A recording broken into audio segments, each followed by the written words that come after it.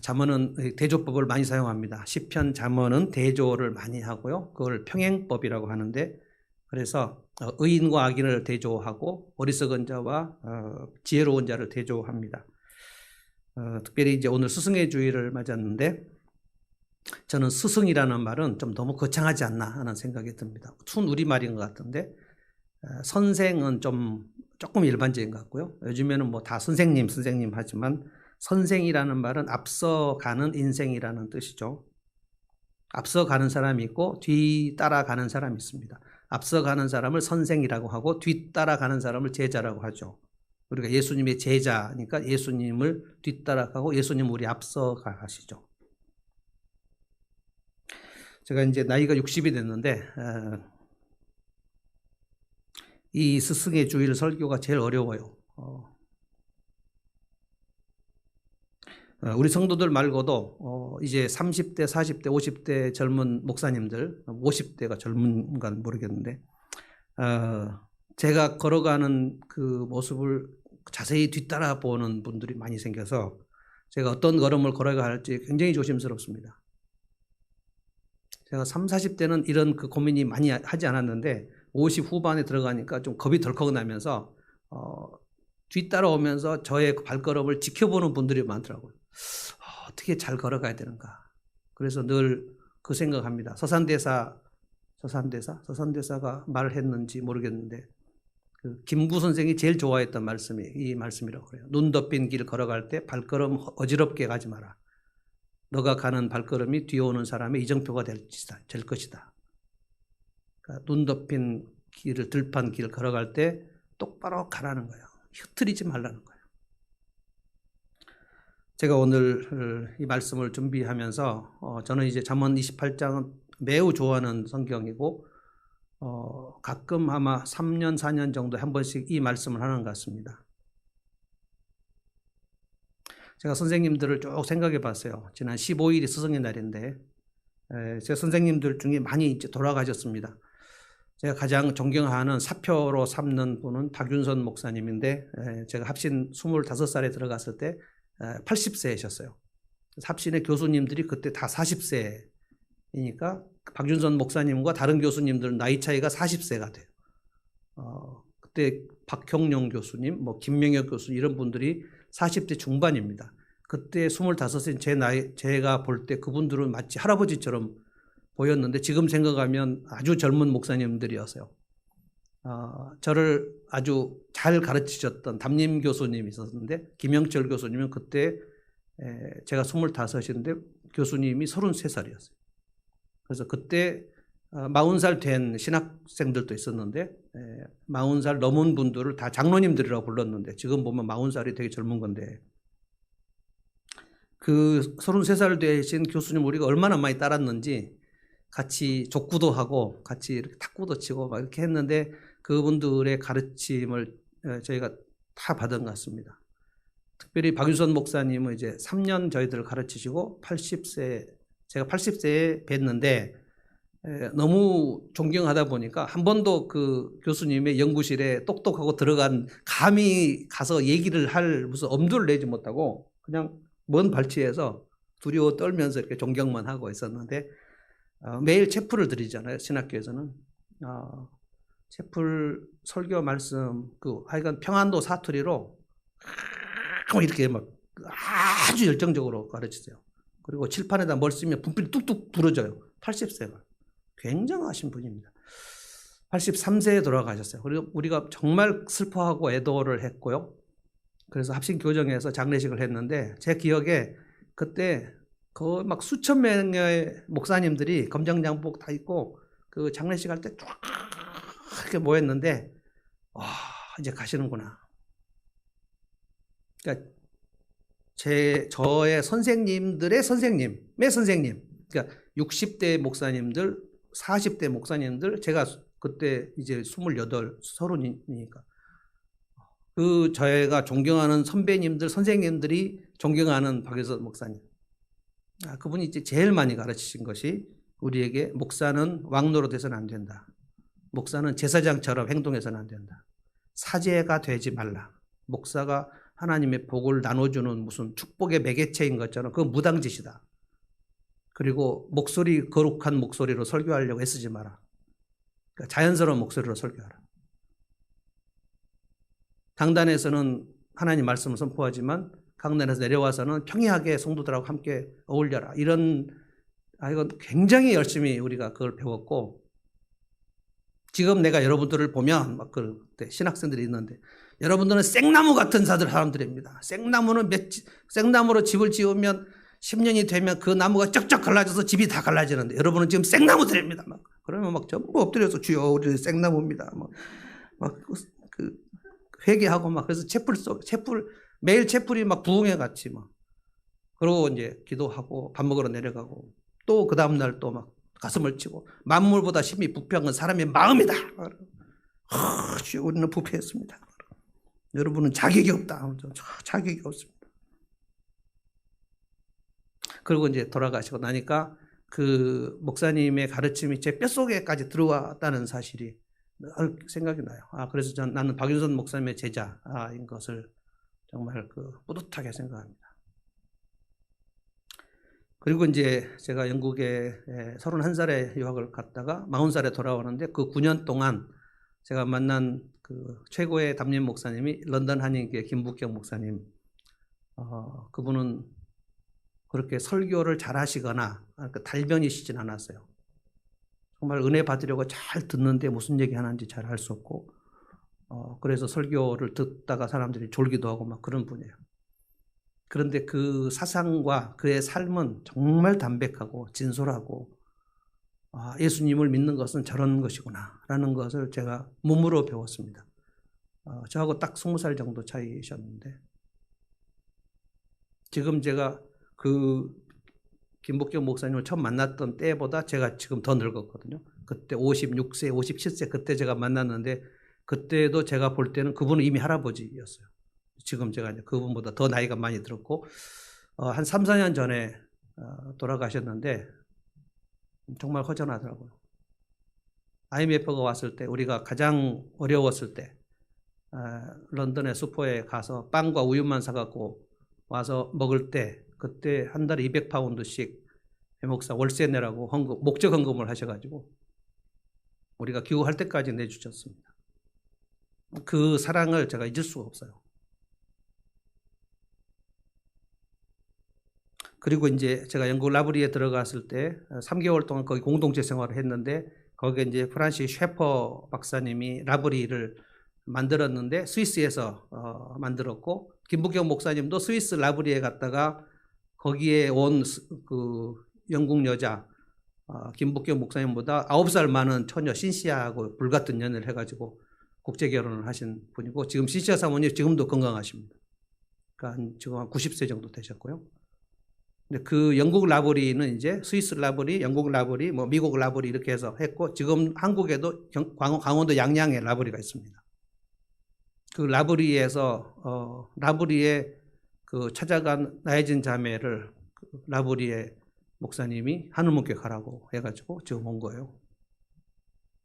영국 라브리에 그때 대표로 있었던 레너드 맥컬리라는 분이 셰퍼의 사위, 그리고 이제 그 부인이 수잔 셰퍼인데, 그 수잔 셰퍼는 제 아내의 튜터였고, 레너드 맥컬리는 이제 저의 튜터였는데, 그분은 이제 옥스퍼드 출신인데 그 탁월한 실력을 가지고 교수를 하지 않고 라브리에서 매일 학생들 밥 해주고 그 사모님이 이렇게 먹이고 하는 거. 그러니까 그 영국의 크리스찬들은 자기들이 그렇게 얘기합니다. 나는 거듭난 크리스찬이에요 라고 born again 크리스찬 이렇게 얘기할 때는 그건 진짜입니다.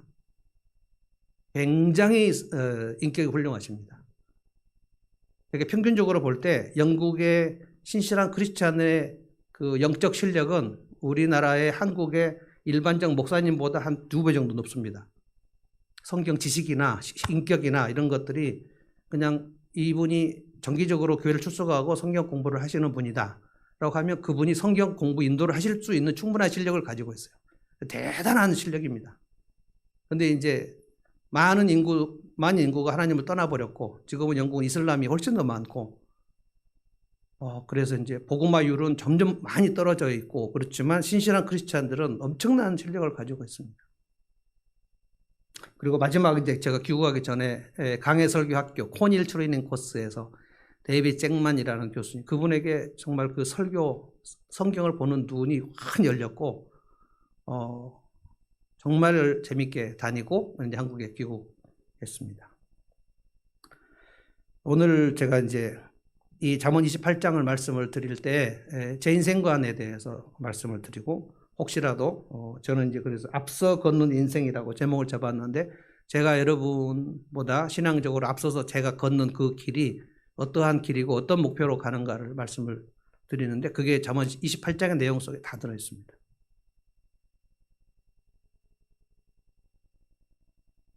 그러니까 여러분이 저의 목회나 또 하늘문교회 전체의 분위기가 어떤가를 보시려면 세 가지가 들어있습니다.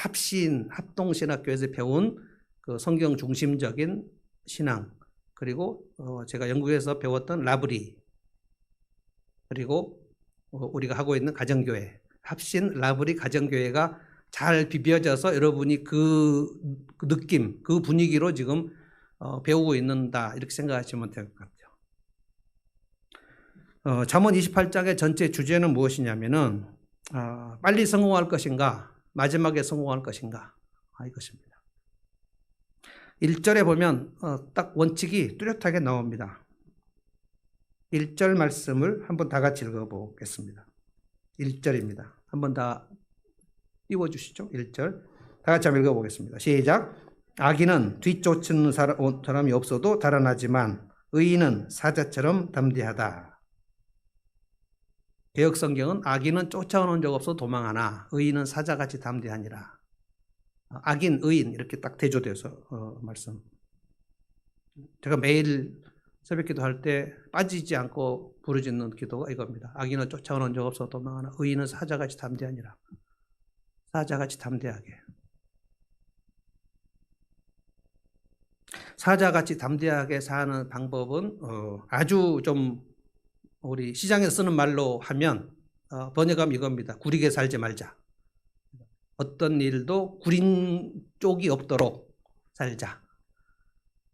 오늘 검찰이 압수수색을 들어와도 하나도 건질 것이 없게 살자. 뭐 이런 뜻입니다. 그런데 제가 설교 묵상하다가 제가 구린 게 하나 생각났어요. 아직 교통범칙금을 아직 안 내고 지금 삐대고 있는 종이가 갑자기 생각나가지고 이 얘기를 안 할 수 없어요. 그 서부경찰, 용인 서부경찰서에서 자동차를 압수하겠다고 뭐 이런 게. 근데 거기에 보니까 내려고 했더니 그 계좌 번호가 이미 또 폐쇄됐더라고요. 보니까 3월까지 내게 돼 있더라고요. 안 내고 있습니다. 오늘 1절부터 5절까지를 보면 한 사람이 등장하는데 이 사람의 모습은 사자처럼 담대하게 사는 사람입니다. 절대 쫓겨다니지 않아요. 시류에 흔들리지 않아요. 요동치지 않아요. 왜 그런가 하면 그의 삶은 이미 인생의 대원칙을 딱 정해놨어요. 뭘 정해놨냐면 하나님의 말씀,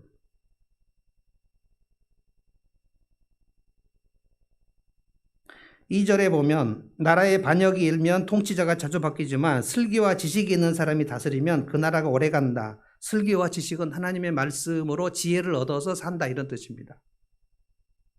그러니까 악인은 하나님의 말씀이 없이 자기 생각대로 사는 것을 말하고 하나님 의지하지 않고, 의인은 의로운 일을 많이 한다는 그 의미도 있겠지만 먼저 성경에서 의인이라고 할 때는 하나님을 의지하는 거, 하나님의 말씀이 어떻게 생겼는가 그거를 찾아보고 생각하고, 그래, 내 삶을 하나님의 말씀의 원칙에 따라서 살아야지, 거기에 모든 생각을 집중하는 사람을 의인이라고 얘기해요.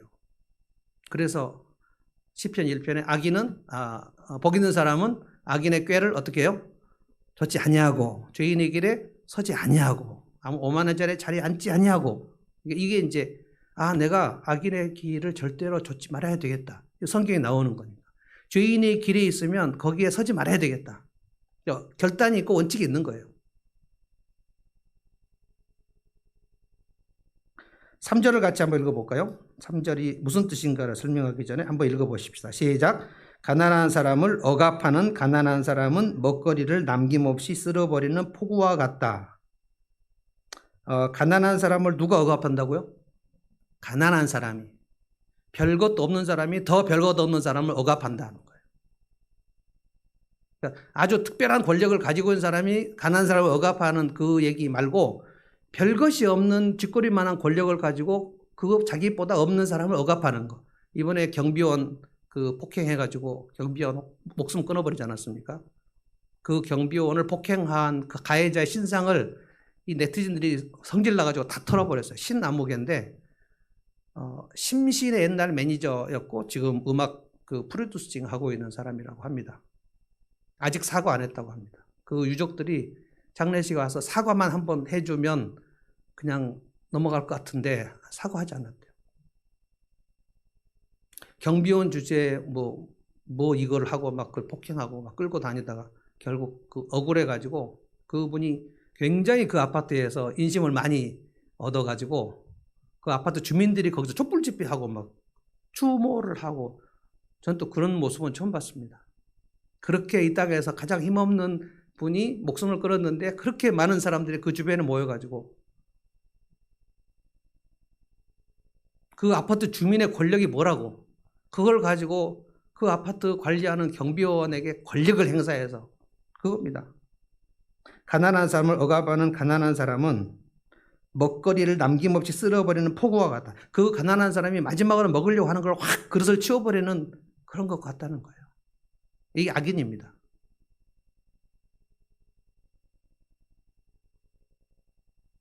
사절에 보니까 율법을 버린 사람은 악인을 찬양하지만 율법을 지키는 사람은 악인에게 대항한다. 그러니까 그 악인이 누구냐면 강한 힘을 가지고 그 가난한 자를 억압하고 이런 사람인데 의인은 뭐냐면은 약한 자가 있으면 그 사람을 돌볼 뿐만 아니라 긍휼을 베풀 뿐만 아니라 그 약한 자를 짓밟으려 하는 그 악인들을 향하여 대항한다. 이건 공의라고 합니다. 이거를 공의라고 해요. 가난한 사람을 불쌍히 여겨서 내가 도우려고 개인적으로 하는 거 이걸 자비와 긍휼이라고 그러고 이건 개인 윤리고 이렇게 가난하고 그 힘없는 사람들이 억압을 받고 있는 이 악인 그 악인들은 대부분 담합을 해요. 카르텔을 형성합니다. 우리나라에도 악인들은 다 지금 결혼해서 한 가족들입니다. 혼맥이 아주 촘촘하게 엮여 있어요. 우리나라 국회의원들과 검찰과 현대, 삼성, 조선일보, 동아일보 여기는 다 같은 가족들입니다. 그들에게 대항하고 그 억압받는 자들을 돌보는 이 원칙 이런 것을 성경은 약자보호법이라고 해요. 성경은 그 공동체 안에서 이스라엘 백성들 신명기에 보면 그 중에서 가난하고 힘없는 자들을 너희가 어떻게 보호하는지를 내가 똑똑히 보겠다. 여호와 하나님께서 계속 그 말씀하셨거든요. 그래서 이스라엘이 결국 멸망한 것은 뭐냐면은 하나님을 떠난 것도 있지만 선지자들이 계속 지적한 것은 뭐냐면 너희가 가난한 자의 머리를 맷돌질하며 힘없는 자들을 피를 흘리며 그것을 탐하며 가난한 자 것을 전당 잡혀서 그것을 채워 먹고 굶주린 이리들처럼 어떻게 그렇게 힘없는 자들을 짓밟고 너희가 살아남을 것 같으냐? 근데 아무리 해도 그들이 회개하지 않고 그 기득권을 보호하려고 할 때 하나님이 그 기득권층들을 멸하시기 위해서 이스라엘을 다 멸망시켜 버렸습니다. 그러니까 성경의 대원칙은 약자보호법입니다. 그래서 로마서에서도 이렇게 말씀하셨어요. 우리가 한 공동체가 되려면 강한 자는 약한 자의 약점을 담당하라. 그리고 남편과 아내가 둘이 살면 내가 더 잘하는 게 있고 저 사람이 못하는 게 있고 저 사람이 잘하는 게 있고 내가 못하는 게 있어요. 그럼 내가 잘하는 거는 내가 지식도 많고 내가 센스도 많다는 겁니다. 그럴 때 결혼 생활에서 가장 어려운 것은 뭐냐면 내가 잘하는 것 가지고 잘 못하는 사람을 계속 지적하고 무시하는 거예요. 그건 약자보호법이 아닙니다. 그럼 공동체가 안 돼요. 그래서 내가 잘하는 것 가지고 나보다 못한 사람을 돌보라는 거예요. 이것이 약자보호법입니다. 그러면 공동체가 돼요.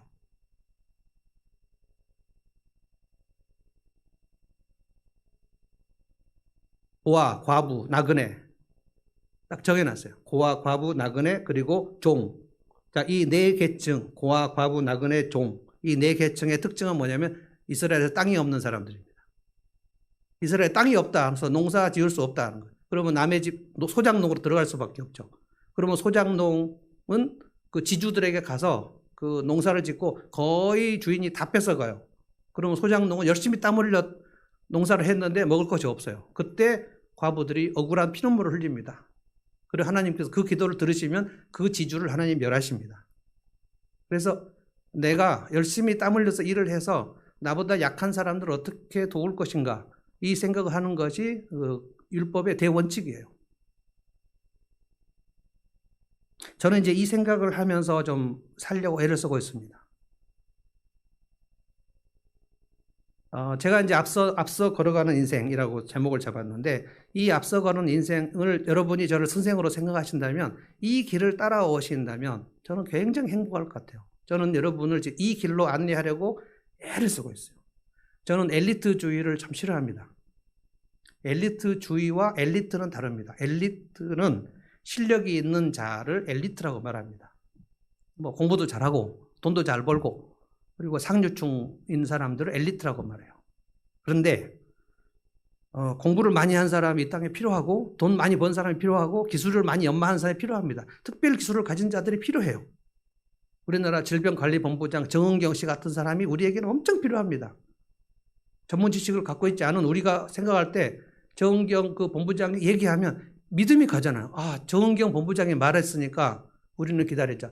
여러분 사회적 거리를 지켜주십시오. 하면 그 신뢰가 가지 않습니까? 점점 흰머리는 늘어가고 있지만 좀 염색하고 오면 좋을 것 같은데 염색할 시간이 없대요. 그리고 이 엄청난 지난 2월, 3월, 4월 이 엄청난 틈에 그 콜센터 집단 감염에 미치는 영향에 대해서 논문을 써서 그 의학계에 논문을 발표했더라고요.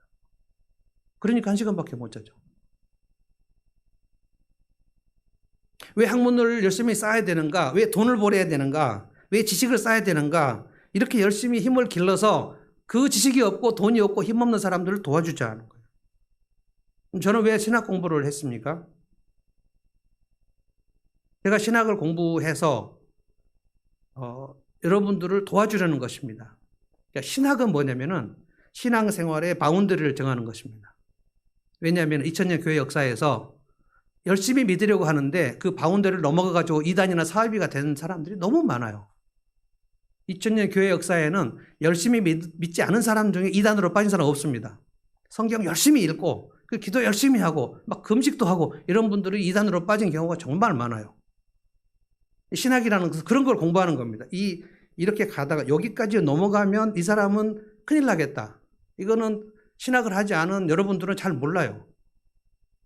성경을 읽고 이 말씀인 줄 알아요. 누가 오른편 뺨을 때리면 성경에서 예수님이 뭐라고 하라고 그랬죠? 왼편 뺨을 돌려대라고 그랬죠. 누가 속옷을 벗기려고 그러면 겉옷까지 주라고 그랬죠. 함부로 따라 하시면 안 됩니다. 누구한테 오른편 뺨을 맞았는데 주님의 말씀을 순종해야지 하고 왼편을 댔는데 또 맞아버렸어요. 동네 묵치듯 맞아버렸어요. 주님의 말씀을 순종했는데 집에 가니까 막 죽을 것 같아요. 막. 근데 누가 속옷을 달라고 그래요. 그건 또 주고 겉옷까지 주고 이게 뭐지 이게? 주님의 말씀을 순종했으면 기쁨이 있어야 되는데 억울해 죽을 것 같아요. 이거를 목사가 신학을 하고 여러분에게 설명을 하는 거예요. 오늘 하라는 게 아니라 평생 걸쳐서 그 수준까지를 연마하라는 뜻이다. 그러면 다들 놀래요. 그런 뜻이냐. 오늘 하라는 것인 줄 알았다. 오늘 어떻게 합니까, 여러분? 이런 것들을 목사는 신학을 하고 그래서 열심히 믿었던 사람들이 이단으로 빠졌던 것들을 다 연구하고 이 증상에 가면 이단으로 가는구나. 그리고 박태선이나 할렐루야 기도원이나 뭐 이런 사람들도 처음에는 장로님으로 열심히 신앙생활 잘했어요. 만민중앙교 이재록도 처음부터 그렇게 이상하지 않았습니다. 갑자기 맛이 가가지고 여러분이 열심히 기도하면 형광등에서 내 얼굴이 보일 것이다. 그래서 교인들이 막 우리 목사님의 얼굴이 형광등에서 보이게 해달라고 막 기도하고 뭐 보이고 막 우와 보입니다.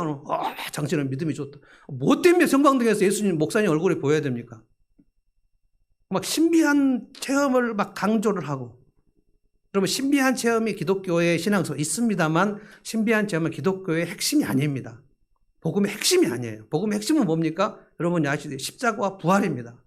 십자가 부활을 믿고 그 예수님께서 나를 위해 돌아가신 것을 생각하면서 나같이 지옥 가야 될 만한 천국 갈 자격이 없는 나를 위해서 그렇게 크고 강하신 분이 나를 찾아오셔서 나와 똑같이 되셔서 나를 대신하여 죄값을 지시고 십자가에 죽으셨다. 그럼 나는 어떻게 살아야 되지? 그래, 나보다 연약한 자를 위해서 살아야 되겠다.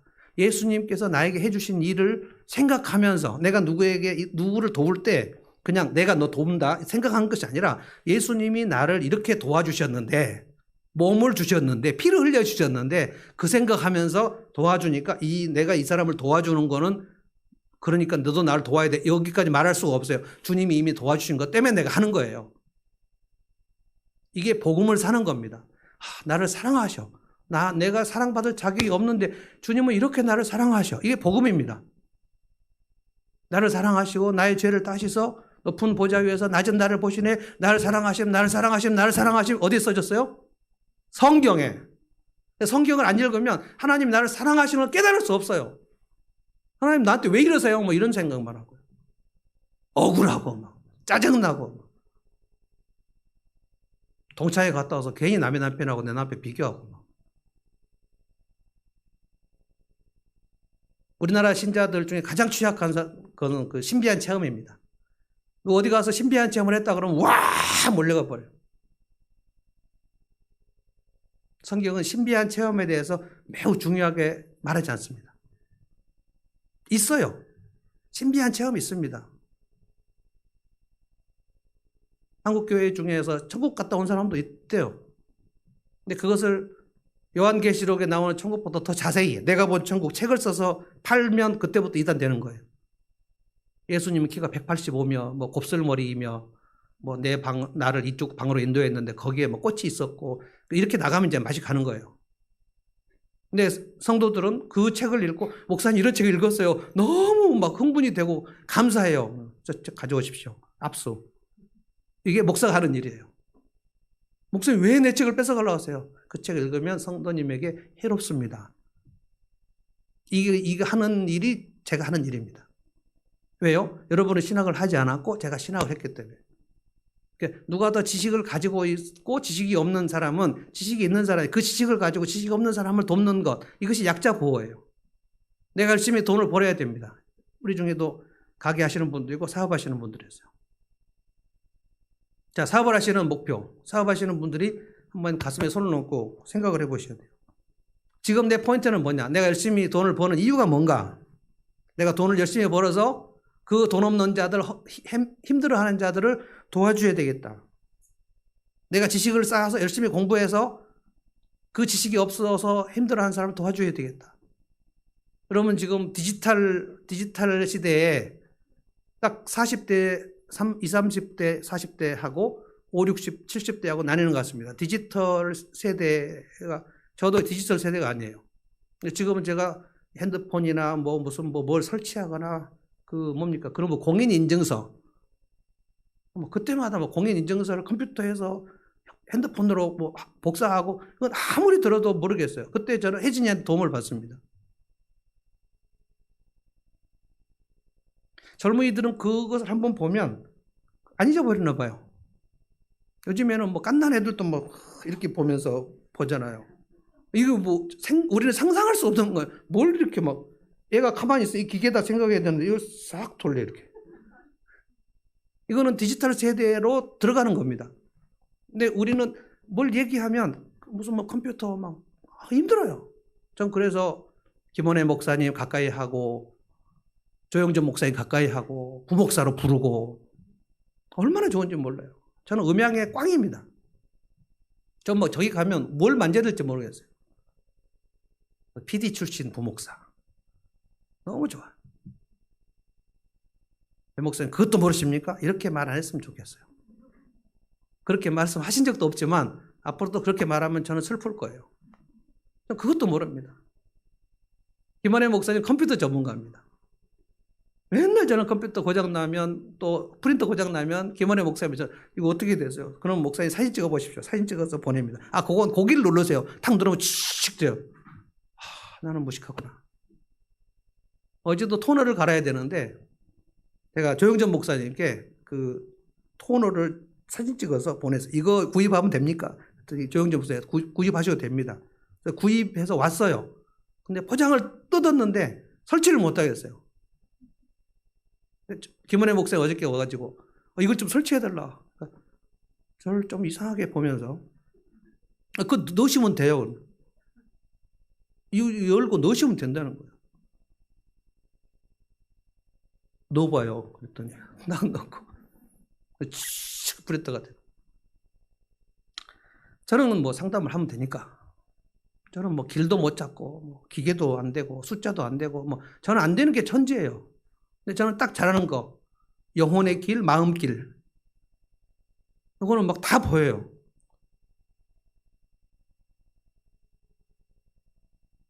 그러니까 지금 포인트는 뭡니까?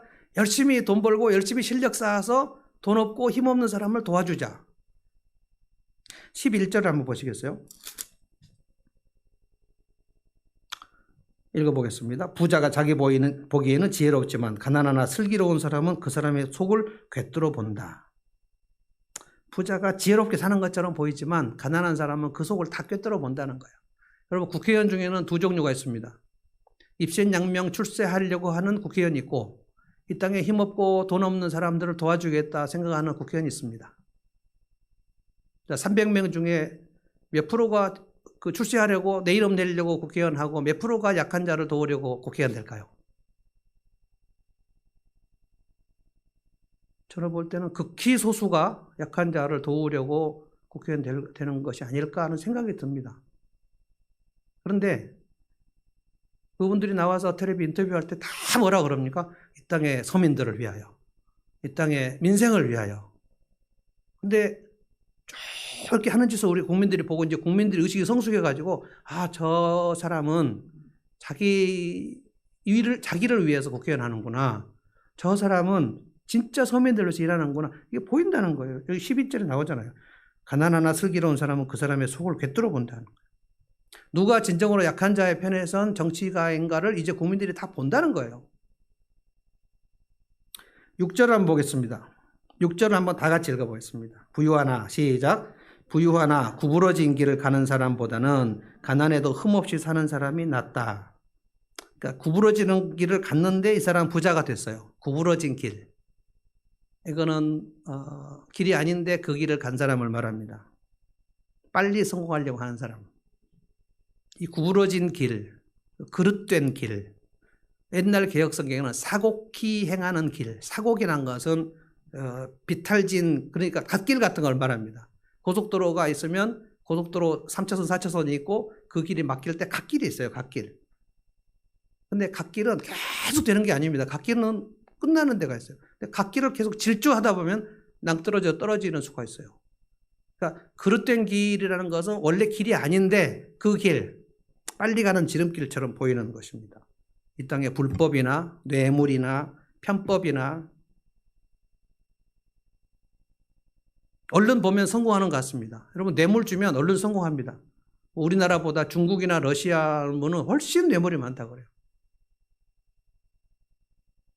뇌물을 주면 빨리 성공합니다. 그런데 가끔 검찰에서 오라 그럽니다. 그럴 때 쇠고랑 차는 사람들을 우리는 봅니다. 근데 오늘 쇠고랑 찬 사람도 1년 전에 쇠고랑 찬 사람들을 봤을 거예요.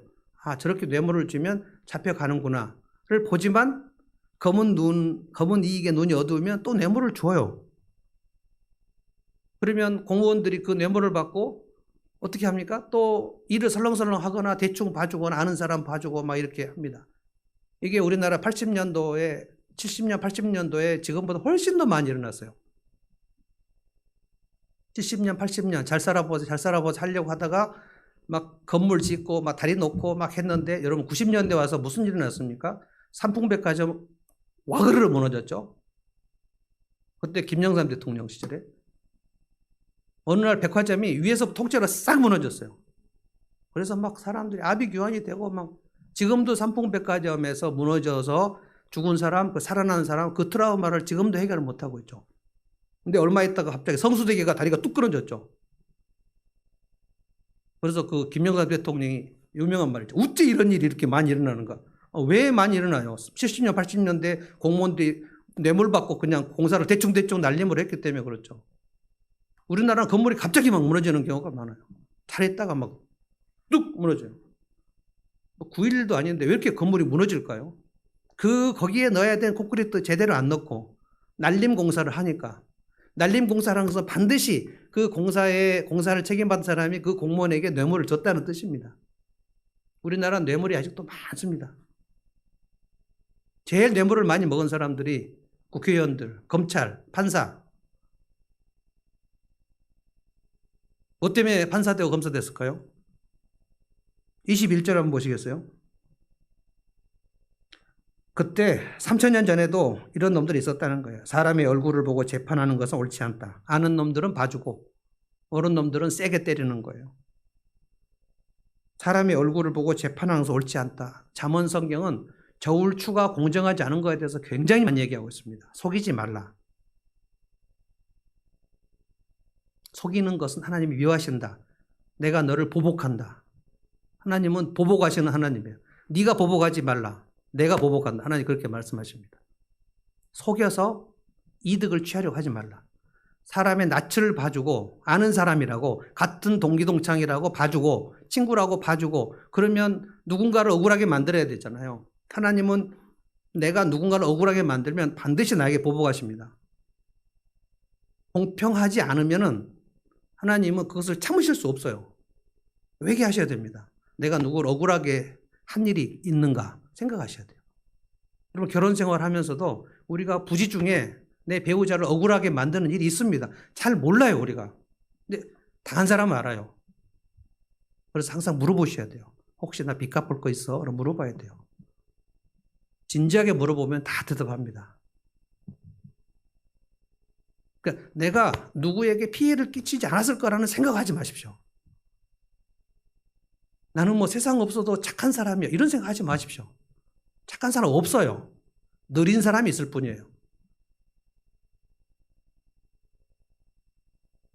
우리나라 검찰은 지금 막 검찰 개혁하자가 난리인데 70년, 80년, 90년 아주 적폐 중에 적폐가 지금 검찰입니다. 여기 보니까 재판할 때 돈 받고 재판하지 말라 그랬잖아요. 근데 지금도 재판 검사들, 판사들 돈 많이 먹습니다. 뭐 벤츠 세단 받은 검사, 뭐 성상납 검사, 어떤 검사는 검사실에서 피의자 여성하고 성상납을 받았잖아요.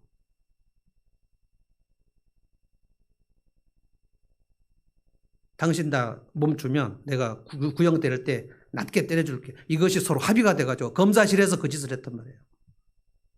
어느 정도로 이 타락하면 세상에 검사실에서 그 짓을 할 수 있을까요? 대단한 겁니다. 정말 대담하고 용감한 사람들이에요. 여러분 오늘부터 돈을 벌 때, 내가 오늘부터 공부할 때, 내가 오늘부터 기술을 배울 때, 내가 무엇인가를 연마할 때 이 목표를 가지셔야 돼요. 내가 열심히 실력을 쌓아서 그 힘없는 사람들을 돕자. 저는 이것을 목표로 살아보려고 애를 쓰고 있습니다. 그런데 이렇게 살면 하나님께서 반드시 상급 주십니다. 이 땅에서도 주십니다. 마지막 날도 주십니다. 여러분 상급은 마지막 날만 주신다고 여러분 절대 생각하지 마십시오. 하나님께 나아가는 자는 반드시 그가 계신 것과 또한 그가 자기를 찾는 자에게 뭐 해주신다고요? 상 주시는 하나님이심을 믿어야 할지니라. 반드시 믿으라는 것. 신자는 하나님의 상 주심을 반드시 믿어야 된다는 것. 하나님은 보상하시고 보응하십니다. 보응은 보복이에요. 보상은 상을 주시는 겁니다. 그러니까 하나님이 기뻐하시는 일을 하려고 애를 쓰면 그 사람은 절대로 망하지 않습니다. 지금 딱 망할 것 같이 보여도 안 망합니다. 벽이 문이 되는 삶. 오늘 제가 칼럼에 쓴 거예요. 꽉 막힌 삶이라 할지라도 하나님 의지하고 부르짖고 그 시간에 내가 누구를 도울 수 있을까 생각해야 돼요. 그러면 벽인데 문이 돼요. 이게 신앙생활의 묘미입니다. 하나님이 상급 주셔요. 무슨 상급을 주시는가? 두 가지 상급을 받습니다. 첫째로 사는 동안에 우리가 이 땅에 사는 동안에 나로 인하여 공동체가 만들어져요.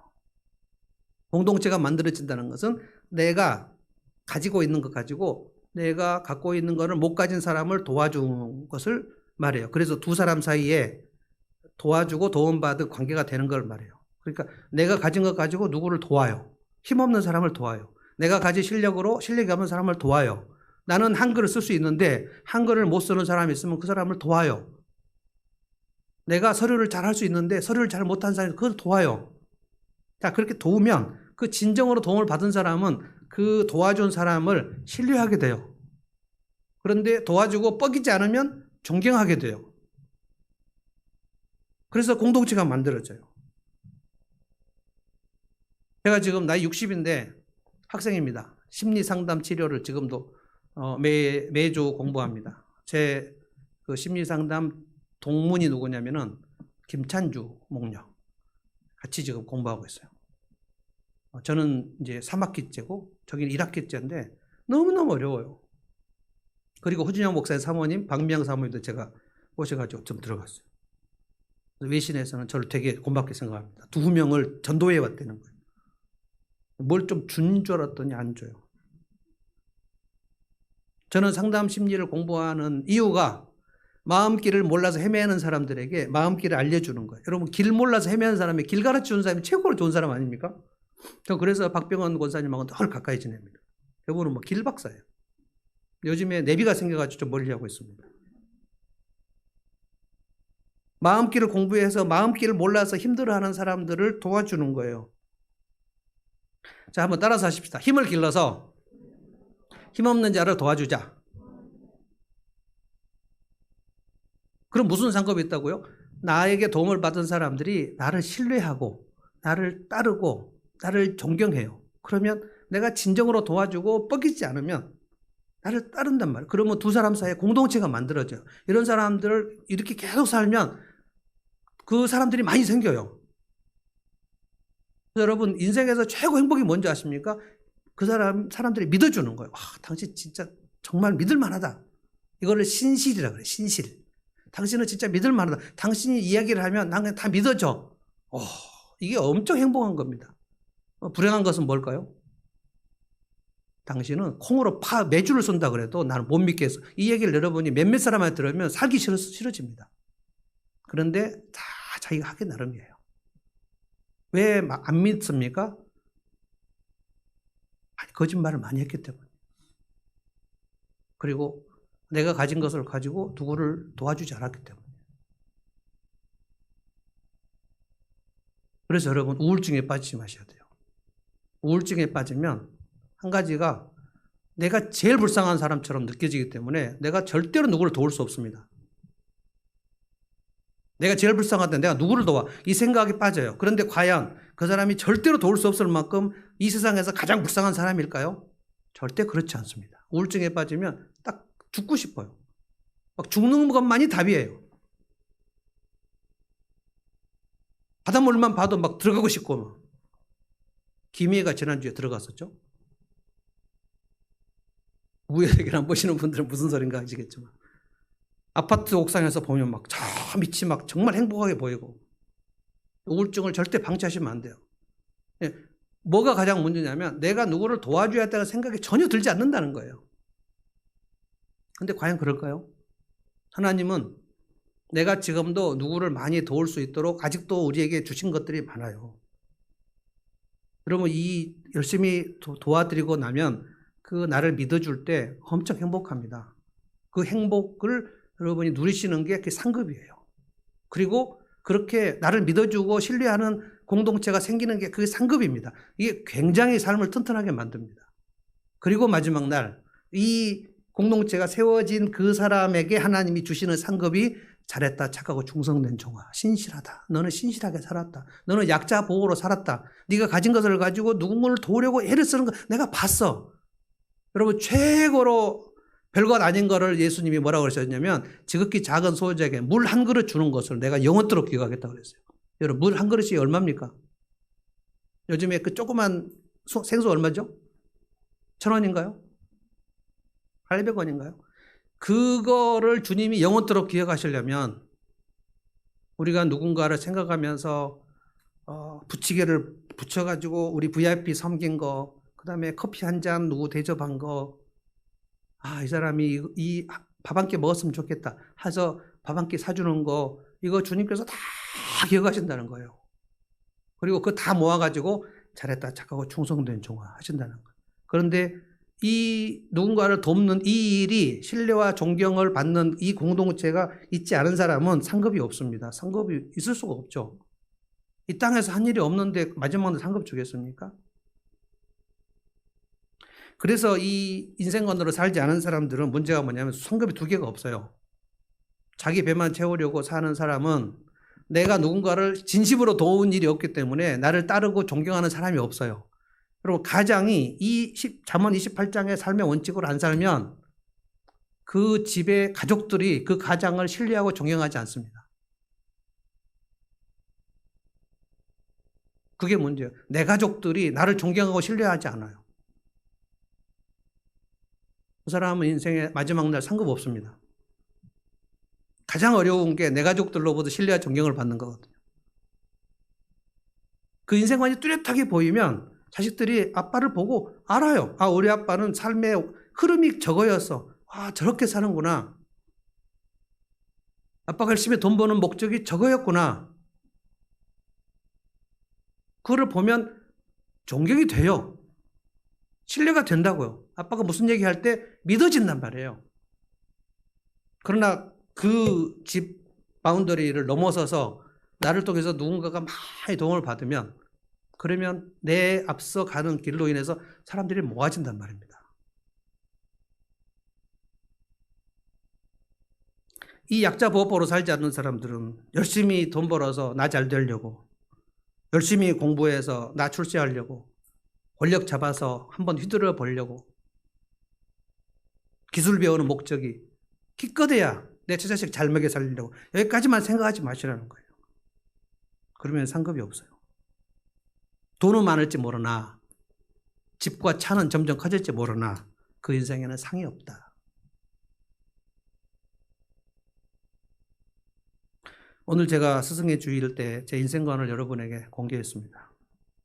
저는 앞으로도 남은 목양을 이렇게 한 10년 제가 남았는데 여기에 집중하려고 생각합니다. 저는 지난 겨울에 아마 그 전부터도 그런 생각이 많이 들었고, 하나님이 계속 주신 말씀, 이사야 40장 1절 말씀 뭐냐면 내 백성을 위로하라, 내 백성을 위로하라. Comfort my people. 복역의 때가 끝났느니라. 마치 감옥에 갇힌 것처럼 힘들어하는 내 백성을 네가 위로하라는 거예요. 제 인생으로 이제 꽂았어요. 나는 위로의 사역을 해야 되겠다. 그래서 젊은 목사님들에게도 잘 안 되는 분들에게 집중합니다. 예전에는 제가 목회를 꽤 잘할 줄 알았어요. 그래서 목회를 잘하는 법을 알려주려고 그랬는데 하나님께서 넌 목회 못해. 너도 잘 못하면서 뭘 잘하는 법을 알려주려고 그래. 위로나 해라. 너도 잘 못하니까. 맞습니다. 저도 잘 못하니까 잘 못하는 사람들을 위로해야 되겠습니다. 그래서 개척 가정교회 하는 거예요. 저는 여러분들을 위해서 새벽마다 기도하지만 꼭 빼지 않고 개척 가정교회 목사님, 사모님 이름 다 불러오면서 기도합니다. 그분들도 내 목양 대상이에요. 여러분도 내 목양 대상이지만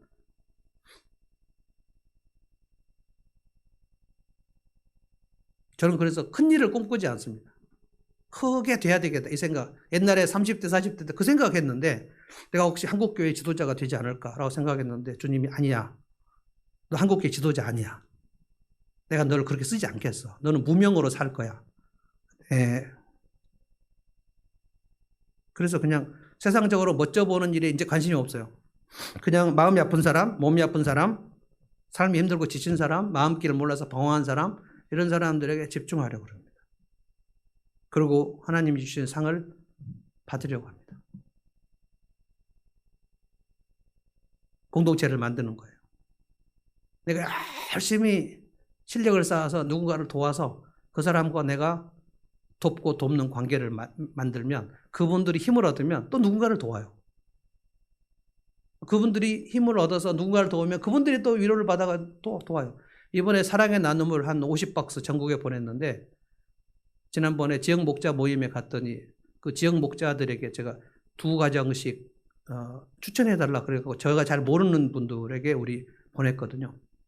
근데 그 지역 목자님들의 나눔 속에 뭐라 그랬냐면 어떤 분은 이제 나는 안 받아도 된다고 얘기했는데 그래도 당신 받아야 된다 이래 갖고 보냈는데 그 박스가 한 박스에 한 10만 원짜리인데 거기에 뭐 케찹도 들어있고 샴푸도 들어있고 막 사과도 들어있고 멸치, 떡국 다들 그거 받고 막 사모님들이 울었다는 거예요. 너무 위로가 됐다는 거예요. 여러분 그 10만 원을 주는 거하고 10만 원짜리 그 생필품 박스를 받는 건 정말 다릅니다. 너무 위로가 됐다는 거예요. 이 일을 좀 계속해야 되겠다는 생각이 들어요. 우리가 머지않아 곧 주님 앞에 서게 될 것입니다. 우리 중에 아무도 150살, 200살 사는 사람 없어요. 곧 주님 앞에 설 것입니다. 시간이 많이 없어요. 저는 목회 딱 10년 남았습니다. 모든 목표를 총동원해서 내가 가진 실력으로 힘없는 자들을 도와야 되겠다. 이렇게 쭉 잡아가셔야 돼요. 저는 그래서 이번에 6월 8일부터 특별 새벽기도 할 때 이 기도를 가지고 여러분 모두가 우리 전교인이 이 기도를 하면 좋겠어요.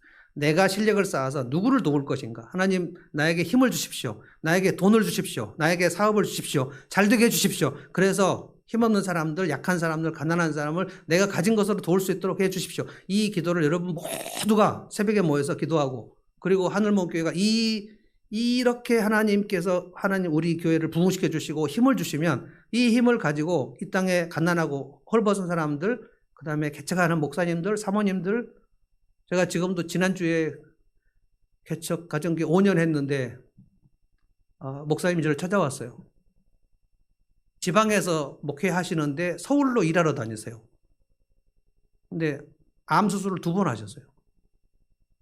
그래서 꼭 드릴 말이 있다고 그래서 뭐냐 그랬더니 내 아내가 나 다른 교회 보내달라고. 너무 힘들어서 못하겠다고. 그러면 개척교회 사모가 다른 교회 보내달라는 말이 무슨 뜻이겠습니까? 내가 가슴이 팍 막혀가지고 어떻게 할 것인가. 진짜 에너지가 다 떨어져 버렸다 지거든요. 그래서 지금 계속 그분하고 얘기하고 있는 중에 있습니다. 좀 잘하는 개척 가정교회, 그 잘하는 큰 가정교회로 그분들 데리고 들어가시라고 그랬어요. 사모님 좀 힘들지 않게. 사모님을 위로해야 된다 지금. 내가 얘기하지 않았냐. 제게 기가인 수련회도 오셨고 포럼도 오셨고 그래서 제가 하는 얘기를 들었더라고요. 제가 목사님들 앉혀놓고 하는 얘기가 뭐냐면 아내를 연구하라. 내 아내가 어떤 종류의 사람인가 연구하라. 전 맨날 연구합니다. 차윤일은 누구인가. 이 사람은 간간히 한 번씩 코에 바람을 넣어야 돼요. 강릉 같은 데 빨리 가야 돼요. 양평도 가야 돼요. 어느 사람 막 설교 준비하고 여보 양평까지 하고 지금 설교 준비 안 돼서 여보 양평 가야 돼. 뭐. 알았어 양평. 갔다 오면 새벽기도 기도를 너무 잘해요. 아내를 연구해야 됩니다. 그래서 목사님 아내를 연구를 많이 하셨나요?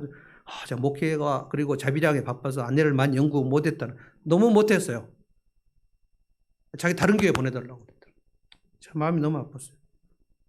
여러분 이 대원칙에 여러분들이 함께 이 교회를 함께 다니시면서 이걸 여러분이 배우셨으면 좋겠어요.